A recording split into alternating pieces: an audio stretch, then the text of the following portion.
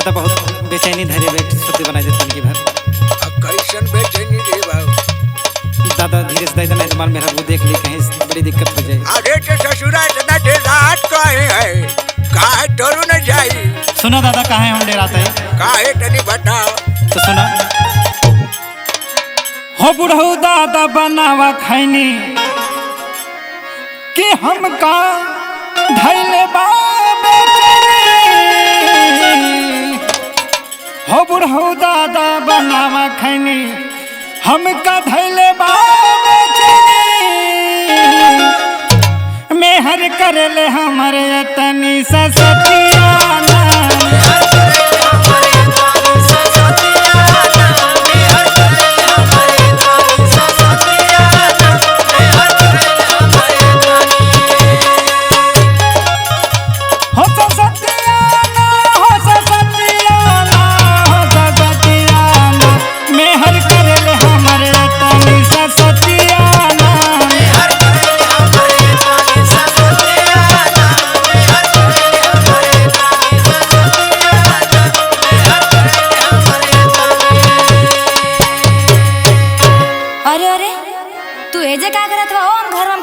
कहाँ कुछ करते हो?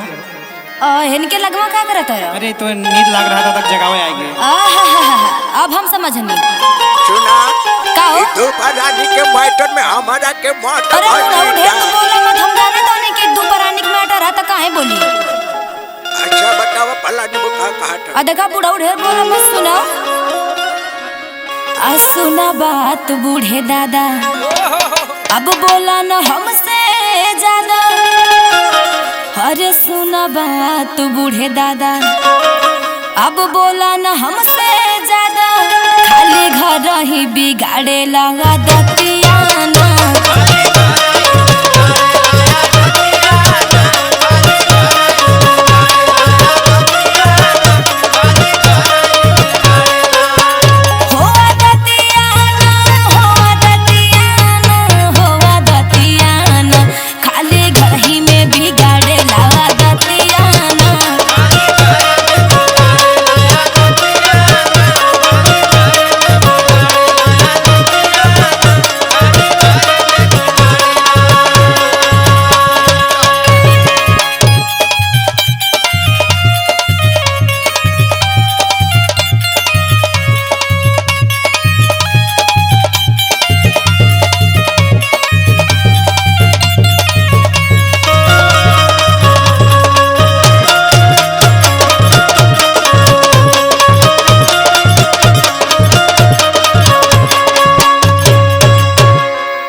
इतना बहस जीन करा तू हमसे। अच्छा बहस ना करे तो क्या करी हो? तो सुनो दादा ए दादा सुनो अरे बनावे टाइम से नहीं खाना झगड़ा करे ले रोजाना।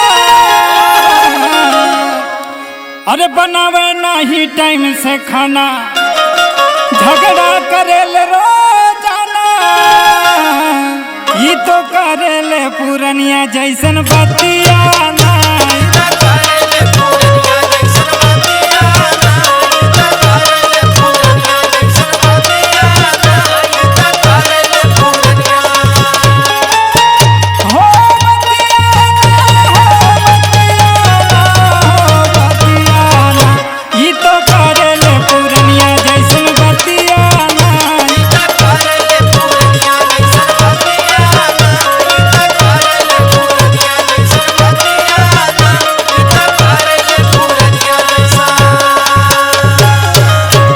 अच्छा तो हम ही करीला। हाँ ढेर हम दे तारा। अतनी हमार सुनो सुनावा। आई बुढ़ऊ ढेर बोला तारे तू सुनो। अरे पलन हमारा के काहे डाटा टाड़गो? काहे ना कहीं सुनो। अच्छा सुना। रोज पी के आवे गाजा मुर्गा मछली मांगे ताजा। हम झूठ बोलत हई। सुनो रोज पी के आवे ले गांजा मुर्गा मछली मांगे ताजा। परेशान कर हमके पूरी रतियाना।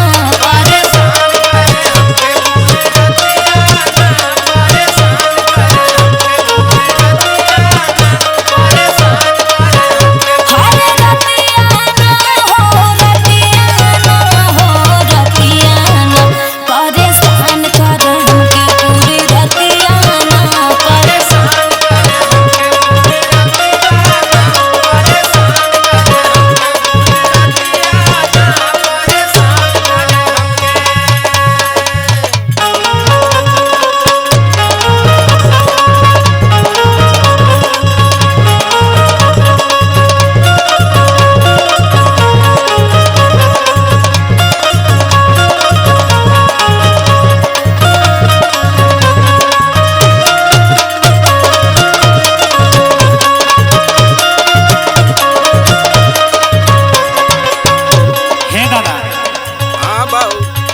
देखा मैं कुछ झूठे बोलत बा, अब फैसला तो ही करा।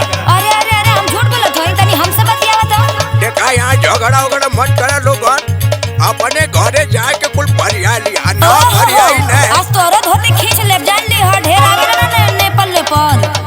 अरे तो पला ने वो हमार धोती काहे खींच। तू ही बिगड़ले बड़ा, हम जाना तो नहीं। ए बाबू अपना मेहरी संगे जोड़ते यहाँ से। सुना हाँ तो सुनावा। करेलू अपने ही मन मानी, एको सहूर नाही तोहरा रानी।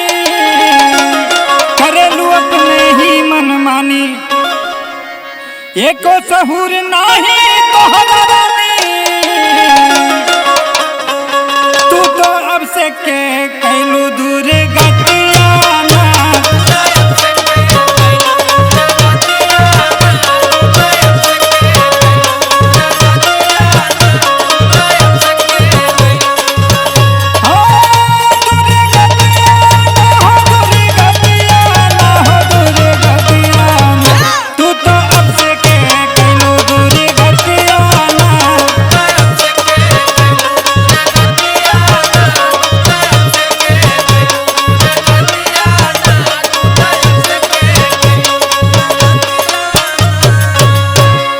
देखो हम तो और दुर्गत करता नहीं और का तनी ढेर मत बोला। सुनो सुना।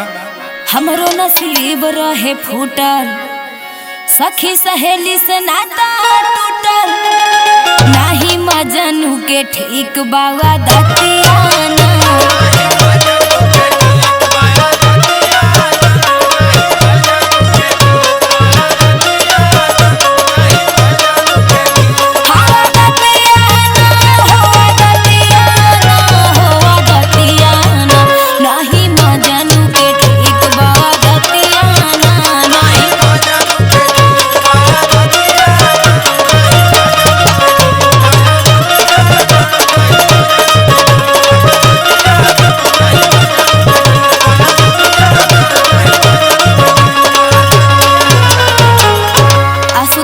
ठीक ना होई, बहुत ठीक ना होई तो समझे रहो तो।